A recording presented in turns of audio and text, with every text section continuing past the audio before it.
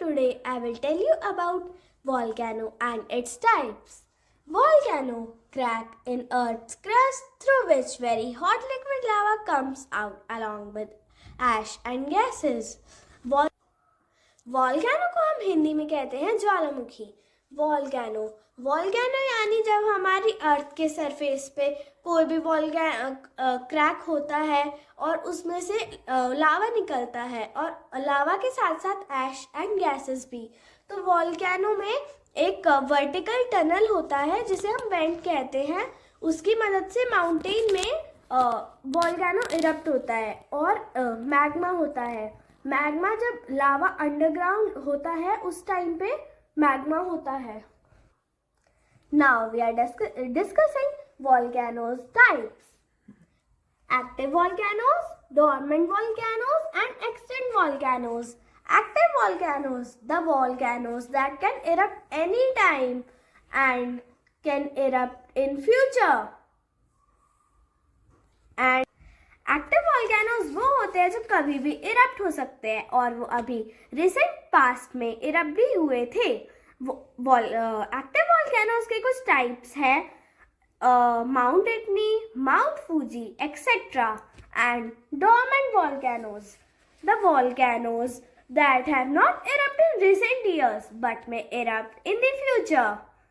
मतलब कि dormant volcanoes वो वॉल्केनोज होते हैं जो अभी कुछ टाइम में इरप्ट नहीं हुए थे लेकिन वो फ्यूचर में इरप्ट हो सकते हैं. उसके कुछ टाइप्स हैं Narcondam in Andaman and Iceland, mount Kilimanjaro in Tanzania. And then है extinct volcanoes, the volcanoes that have stopped erupting and there is no chance of their eruption.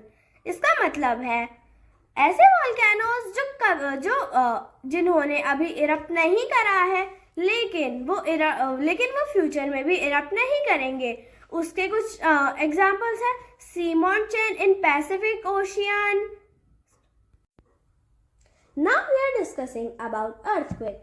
An earthquake is a sudden shaking of the earth's surface which is made up of tectonic plates which may be big or small.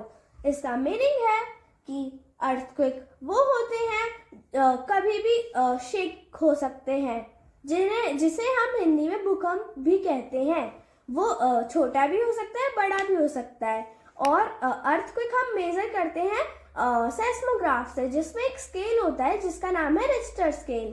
Earthquake उससे होता है जिसमें Richter scale पे numbers लिखे होते हैं और जब अर्थक्वेक शेक करता है तब उसमें हमें पता चलता है कि अर्थक्वेक कितने उसका आया है, जो कि 1 से 9 तक होता है. और अगर 5 या फिर 5 से बड़ा वगैरह आता है तो बहुत बड़ा अर्थक्वेक होता है. और अभी हुआ था अर्थक्वेक नेपाल में जिसमें बहुत ज़्यादा लोग मतलब बहुत सारे लोगों की डेथ वगैरह हुई थी.